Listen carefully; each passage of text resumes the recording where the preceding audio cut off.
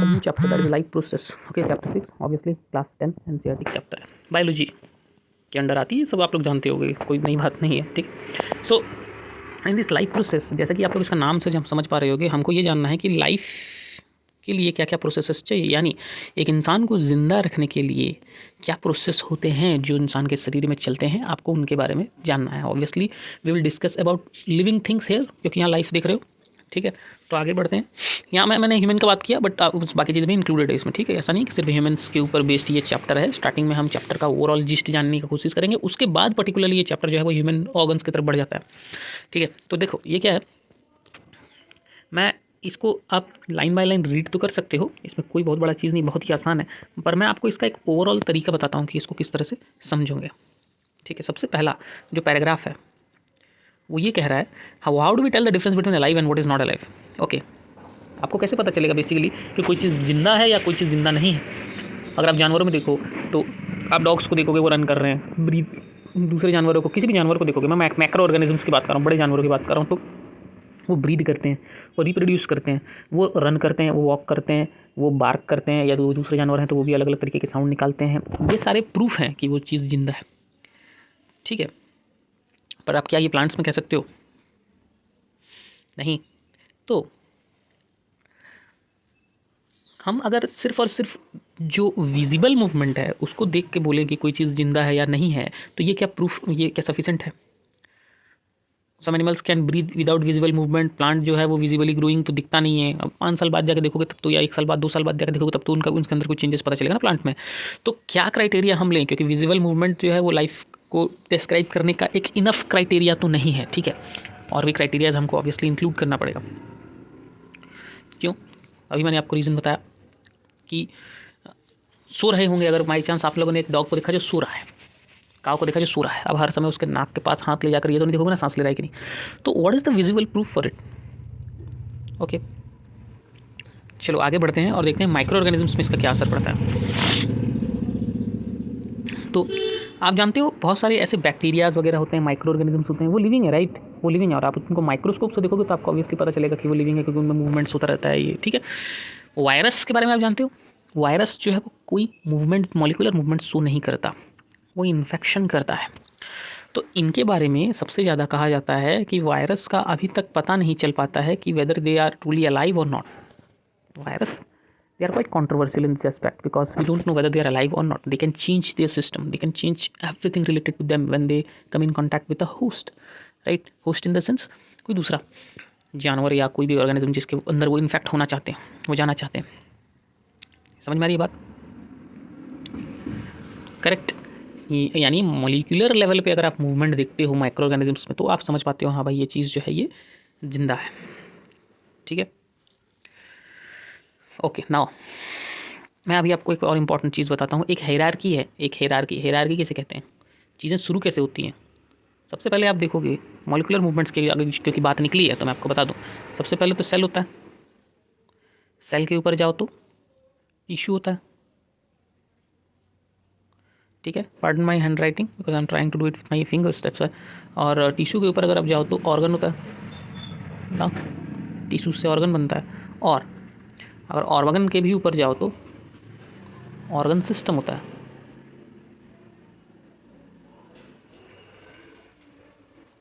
अब इसके ऊपर भी कुछ है क्या? बिल्कुल है। इसके ऊपर भी अगर आप जाओ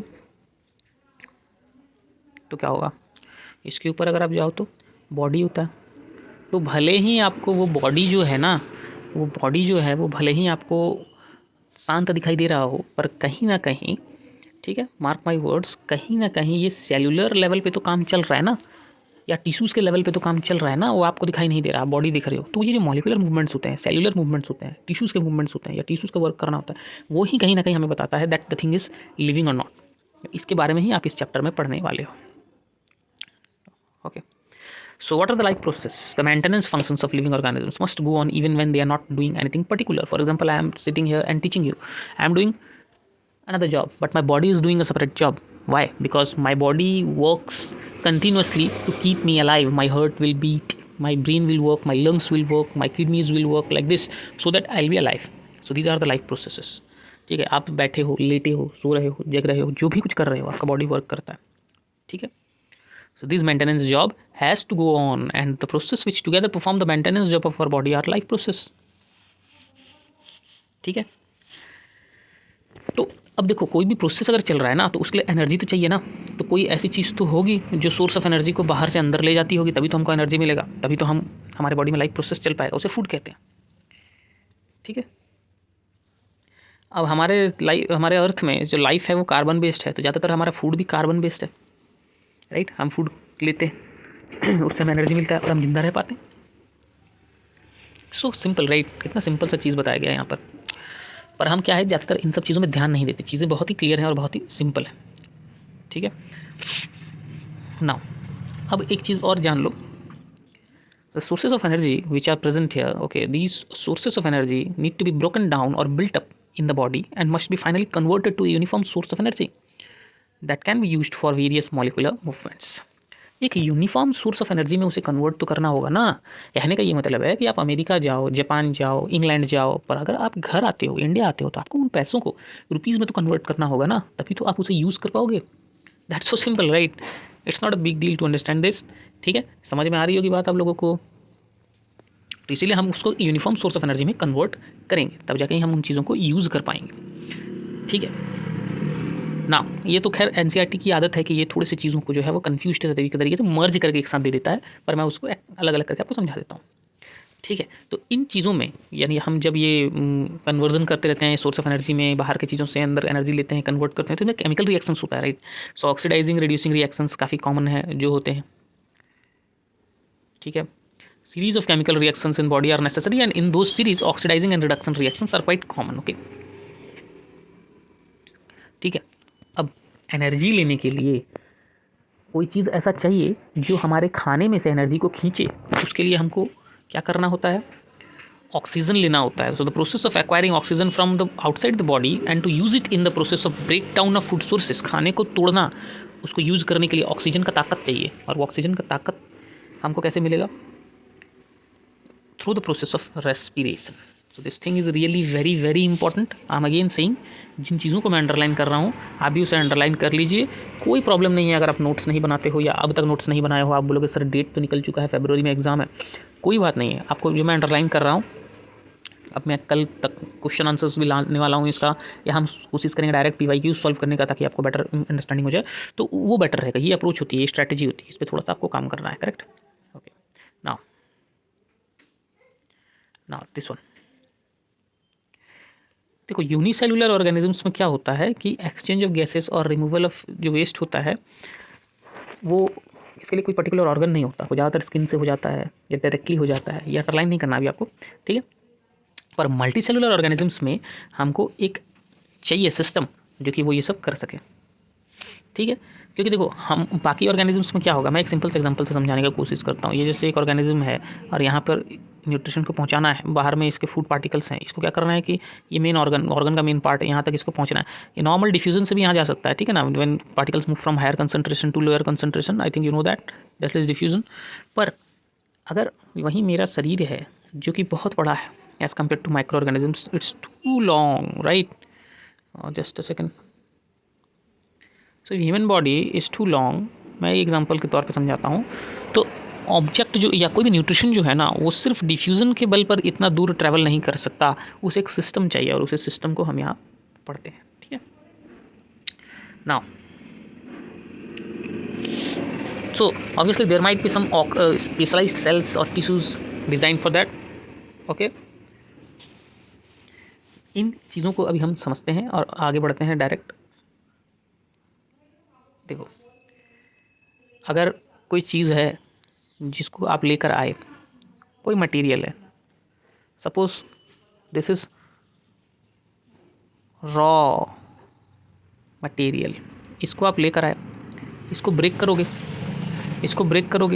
इसमें से इसे खाओगे आप, इसको ब्रेक करोगे, खा रहे हो, ब्रेक कर रहे हो ऑक्सीजन के थ्रू, और इसको यूजेबल फॉर्म में आपने यूज़ कर लिया, यानी कि इसको आपने एनर्जी के फॉर्म में यूज़ कर लिया। पर क्या आप 100% इसे यूज़ कर जाओगे? नहीं, आप इसे 100% यूज़ नहीं कर सकते। ये तो लॉ है नेचर का कि आप किसी भी चीज़ का 100% एफिशिएंसी नहीं निकाल सकते। आप किसी भी चीज़ को पूरी तरह से इस्तेमाल कैसे कर सकते हो?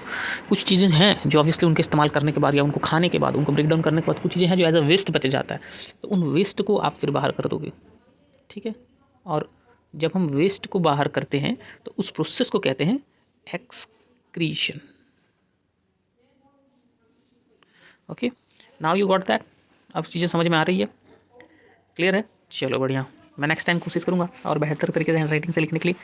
ओके, सुना, यहाँ पर कुछ क्वेश्चन है। Why is diffusion insufficient to meet the oxygen requirement of multicellular organisms like humans because of the body of the humans और other multicellular organisms because they are quite large as compared to the process of diffusion. If you'll see, diffusion is not sufficient to do that because it has to move a longer distance, right? So we need a specialized system for that.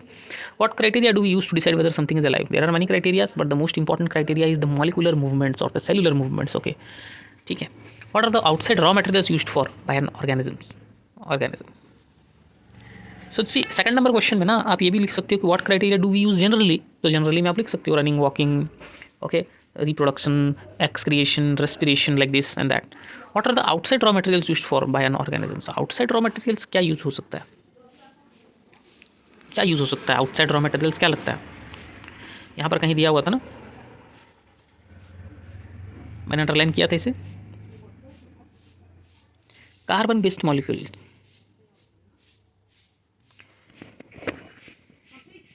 Correct, carbon based molecules हमारे लिए outside raw material जिसे हम use करेंगे. मैंने underline किया हुआ था already. What processes would you consider essential for maintaining life?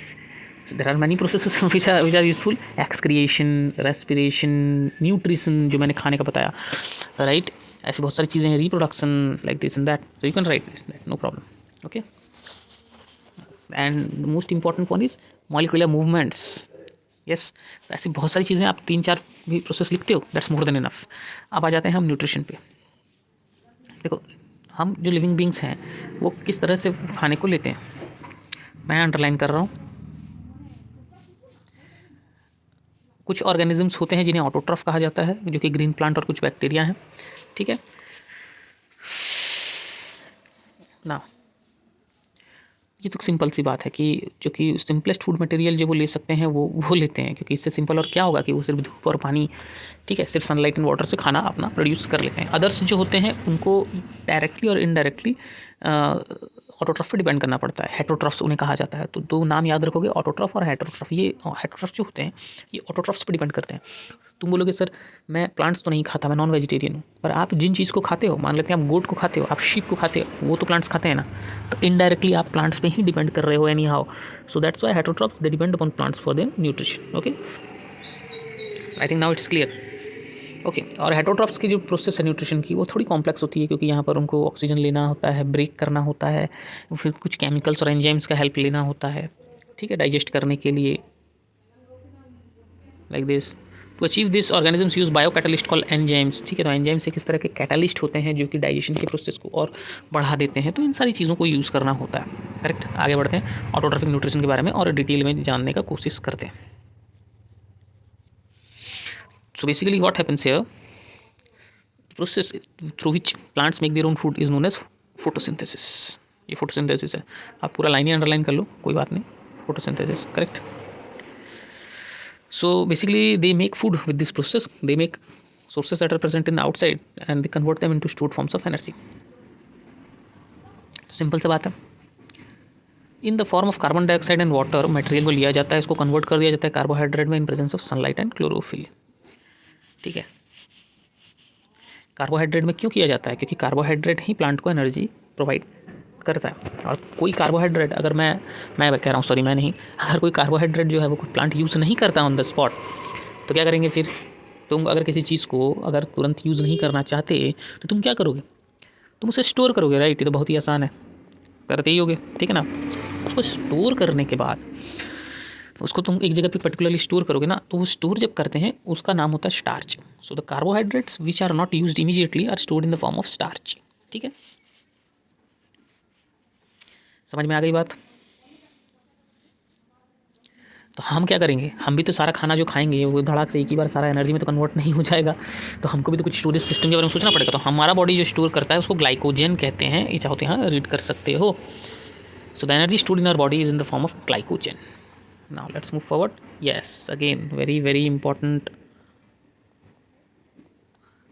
Okay, I am just highlighting this, ये बहुत ही इंपॉर्टेंट है। CO2 और वाटर जब क्लोरोफिल और सनलाइट के प्रेजेंस में रिएक्ट करते हैं, यानी कि ऑब्वियसली मैं फोटोसिंथेसिस की बात कर रहा हूँ, तो वो ग्लूकोज फॉर्म करते हैं, ऑक्सीजन फॉर्म करते हैं, वाटर फॉर्म करते हैं। अब आप मुझे बोलोगे सर क्या आप डबल डबल बात कर रहे हो, आपने ही थोड़ी देर पहले कहा कि वो कार्बोहाइड्रेट फॉर्म करते हैं। ये C6H12O6 ये जो ग्लूकोज है इसे ही कार्बोहाइड्रेट कहते हैं, ठीक है। तो कार्बोहाइड्रेट, वाटर और ऑक्सीजन फॉर्म करते हैं। फोटोसिंथेसिस में एग्जैक्टली क्या चीज़ होता है, किस तरह के प्रोसेस होते हैं, वो तीनों प्रोसेस हम देख लेते हैं। इंपॉर्टेंट वन, सी 3 चीज़ें होती हैं। पहला, absorption of light energy by chlorophyll. Chlorophyll क्या करता है, जो लाइट एनर्जी है उसको एब्जॉर्ब करता है। लाइट एनर्जी कहाँ से आएगा, सनलाइट से आएगा ना, तो लाइट एनर्जी को एब्जॉर्ब कर लेता है। वो लाइट एनर्जी जो है वो केमिकल एनर्जी में कन्वर्ट हो जाता है, ठीक है। और उस केमिकल एनर्जी की वजह से H2O मॉलिक्यूल जो है ना हमारा, इसको ब्रेक कर दिया जाता है हाइड्रोजन और ऑक्सीजन में, ठीक है, हाइड्रोजन और ऑक्सीजन में। फिर उसके बाद तीसरा क्या होता है, कार्बन डाइऑक्साइड को कार्बोहाइड्रेट में कन्वर्ट कर दिया जाता है। तो यहाँ पर तुम ऑक्सीजन भी देख रहे हो प्रोड्यूस हो रहा है, कार्बोहाइड्रेट भी बन रहा है, ठीक है, लाइट एनर्जी भी अब्जॉर्ब हो रहा है इन क्लोरोफिल। आई होप तुमने ये तीनों प्रोसेस जो है वो अच्छे से समझ लिया होगा। अगर नहीं समझा होगा तो वीडियो को एक बार और देख लेना प्रीवियस करके, समझ जाओगे, बहुत ईजी है। पहला तो कीवर्ड्स याद रखो, कीवर्ड से आप चीज़ों को याद रखने की कोशिश करो। Absorption of light energy, second conversion of light energy into chemical energy, just a second, conversion of light energy into chemical energy and reduction of carbon dioxide to carbohydrates। ये 3 चीज़ें बहुत ही इंपॉर्टेंट है। ओके, नाउ अब क्या है, हमने तो देखा ये जनरल प्रोसेस जो है वो फोटोसिंथेसिस का सभी प्लांट्स के लिए हमने देखा, पर क्या ये सभी के लिए एकदम एग्जैक्ट यूनिफॉर्म है, नहीं है, इसमें चेंजेस आते हैं, ठीक है। देखो जैसे ये रहा, मैं हाईलाइट कर रहा हूँ, इंपॉर्टेंट बहुत ज़्यादा नहीं है इसलिए। Desert plants take up carbon dioxide at night and prepare an intermediate which is acted upon by the energy absorbed by the chlorophyll during the day।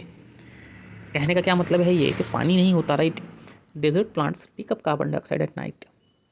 आप जानते हो वैसे प्लांट्स क्या करते हैं रात में, प्लांट्स रात में ऑक्सीजन लेते हैं, पर डेजर्ट प्लांट्स रात में कार्बन डाइऑक्साइड लेते हैं, ओके।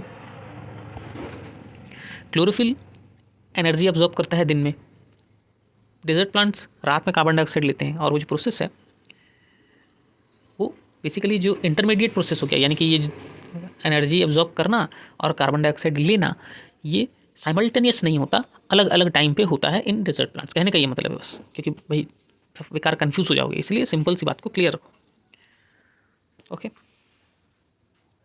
और ये क्या है, तुम सोचते हो कि सर ये बगल में क्या है, आप नहीं दिखा रहे हो हमें, ये क्रॉस सेक्शन ऑफ लीफ है।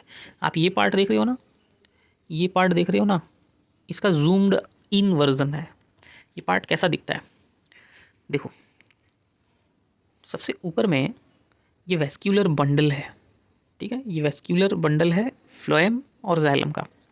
कहाँ पर दिख रहा है, यहाँ पर पता चल रहा है क्या, यहाँ पर नहीं पता चल रहा, चलो कोई बात नहीं।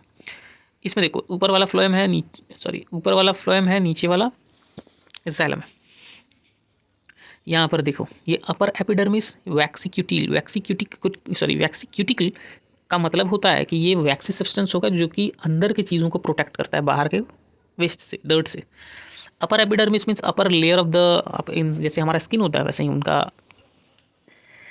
जो लीफ है या कोई भी इंपॉर्टेंट पार्ट है उसके ऊपर का ये गार्ड है, ठीक है। वैसे गार्ड सेल्स अलग हैं, इसको तुम ये कह सकते हो एज अ स्किन है, कवरिंग है। इसके बाद देखो ये है क्लोरोप्लास्ट, ग्रीन होता है, ठीक है। क्लोरोप्लास्ट में ही क्लोरोफिल होता है, जो कि फोटोसिंथेसिस में जान ही रहे हो कितना इंपॉर्टेंट है। Air spaces obviously provide, air spaces तो रहेंगे ना, बिना एयर के कैसे होगा, गैसेस तो एक्सचेंज होनी चाहिए वहाँ पर। उसके बाद guard cells, what is guard cell, ये स्टोमाटा का ओपनिंग है, ये स्टोमाटा का ओपनिंग है, यानी यही चीज़ जो मैं यहाँ ओपनिंग दिखा रहा हूँ, इसी चीज़ से गैसेस एक्सचेंज होते हैं, तो उनको ओपन और क्लोज करने का काम ये गार्ड सेल्स का होता है, जो कि यहाँ पर साइड में 2 ठो दिए गए हैं। और जिस तरह से अपर एपिडर्मिस है वैसे ही एक लोअर एपिडर्मिस है, that's all.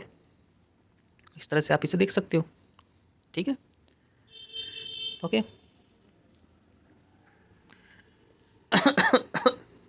sorry. So now I think everything is clear. So very quickly we'll try to see the activity, this activity that is 6.1. इसमें क्या करना है आपको कि एक वेरीगेटेड प्लांट लेना है। तुम बोलोगे सर पता ही नहीं है वेरीगेटेड प्लांट क्या होता है, तो फिर क्या ही समझेंगे आगे। वेरीगेटेड का मतलब वो प्लांट को कहा जाता है जो ग्रीन ना हो, अलग अलग कलर्स के। तो वैसा एक प्लांट लेना है, मनी प्लांट लो, क्रोटन लो, कुछ भी लो, और डार्क रूम में रखना है 3 दिन के लिए। ठीक है, अगर डार्क रूम में तुम उसे 3 दिन के लिए रखोगे तो क्या होगा ना कि प्लांट जानता है कि भाई मैं न्यूट्रिशन कर नहीं सकता, तो उसके सारे जो स्टोर्ड एनर्जी है, स्टार्च है, वो यूज़ हो जाएगा। All the starch get use up. अब इसे सनलाइट में रखो 6 घंटे के लिए। ठीक है, pluck a leaf from the plant. ठीक है, उस प्लांट से एक लीफ तोड़ लो, उसके ग्रीन एरियाज को मार्क कर लो इस तरह से, और पेपर में उसको मार्क करके एक क्या कहते हैं उसे, ट्रेस कर लो उसको। ट्रेस पेपर आता है, उसको छाप के दूसरे पेपर में लगा लो। ये सिंपल भाषा है, देसी भाषा, ये समझ जाओगे तुम। फिर उस वाटर को, उस लीफ को बॉइलिंग वाटर में फ्यू मिनट्स, 5 मिनट कह सकते हो, तक रखो। ठीक है, फिर अल्कोहल वाले बीकर में डालो। ये सब हम कर क्यों रहे हैं और इससे होता क्या है? ठीक है, बीकर को अल्कोहल में डालो और अल्कोहल को वाटर बाथ में डाल के उसको बॉयल करो। आप देखोगे कि जो कलर है लीफ का वो चेंज हो रहा है। ठीक है, what happens to the colour of the leaf, what is the colour of the solution, ये आप मार्क करोगे। अब उसके जब मैं आयोडीन मिलाता हूँ तो कुछ मिनट बाद उस आयोडीन सोल्यूशन से साफ़ करने के बाद हम देखते हैं कि जो भी ग्रीन कलर का था वो अब पर्पल कलर का हो गया है। पर्पल कलर का हो गया है। So what exactly can you say regarding the presence of starch in the leaf, क्या कह सकते हो? इसका एग्जाम्पल या इसका प्रॉपर एक्सप्लेनेशन मैं चाहता हूँ कि आप लोग मुझे दो इस वीडियो के कमेंट बॉक्स में। ठीक है, कि आखिर ये पर्पल क्यों हो गया। ठीक है, इसका रीज़न मुझे चाहिए, बाद में मैं आपको ये चीज़ ऑब्वियसली एक्सप्लेन भी करूँगा। अब देखो, फोटोसिंथेसिस में क्या होता है, बहुत ज़्यादा अमाउंट में गैसियस एक्सचेंज होते हैं। इस बारे में मैं अभी आप लोगों को थोड़ी देर पहले बता रहा था। सो कई बार क्या होगा कि कई सारे large amount of water can also be lost through this stomata. ठीक है, स्टोमाटा हमेशा चीज़ों को अंदर लेने के लिए ही तो नहीं होता ना। स्टोमाटा से कई बार एक्सेस वाटर जो है वो प्लांट का वो भी बाहर निकल सकता है, क्योंकि it's an opening in the leaf, right. So you can take things inside as well as you can remove things as well from it. So उसमें क्या होता है कि ओपनिंग और क्लोजिंग उसका करना बहुत ज़रूरी है। ठीक है, जब पानी को अंदर जाना होता है तो गार्ड सेल्स जो होते हैं वो ओपन हो जाते हैं, और जब ये जो अंदर जाना होता है तो, और जब उनको क्लोज करना होता है तो गार्ड सेल्स श्रिंक हो जाते हैं। ये आप देख रहे हो यहाँ पर, राइट, ये श्रिंक्ड है और ये ओपन है। ठीक है, गार्ड सेल्स हैं यहाँ पर, क्लियर है, क्योंकि उनको भी तो अपने कंडीशन के हिसाब से काम करना होगा। अगर वाटर पहले से है ठीक ठाक अमाउंट में प्लांट के अंदर, पर वो उसे लूज़ नहीं करना चाहता अभी, तो गार्ड सेल्स बंद हो जाएंगे। फिर अगर वो चाहता है कि हाँ भाई अब टाइम आ गया है कि मुझे ऑक्सीजन इनहेल करना है, ये मैं रात की बात बता रहा हूँ, रात में ऑक्सीजन वो लेते हैं प्लांट्स और कार्बन डाइऑक्साइड जो है वो देते हैं, just like us, but in day time they take carbon dioxide. So अगर उनको लगता है कि नहीं कभी कार्बन डाइऑक्साइड को हमको इनटेक करने की ज़रूरत है, ऑक्सीजन को देने की ज़रूरत है, सो अकॉर्डिंगली गार्ड सेल्स खुलता और बंद होता है, purely depending on the condition of plants, correct, that whether they require more carbon dioxide और मोर ऑक्सीजन और नॉट, क्लियर। चलो, ये मैंने ऑलरेडी अंडरलाइन किया हुआ है, ये सब आप देख सकते हो। Just a second, the guard cells, sorry, yes, the guard cells swell when water flows into them, causing the stomatal pore to open. Similarly, the pore closes if the guard cells shrink. ठीक है, अब आ जाते हैं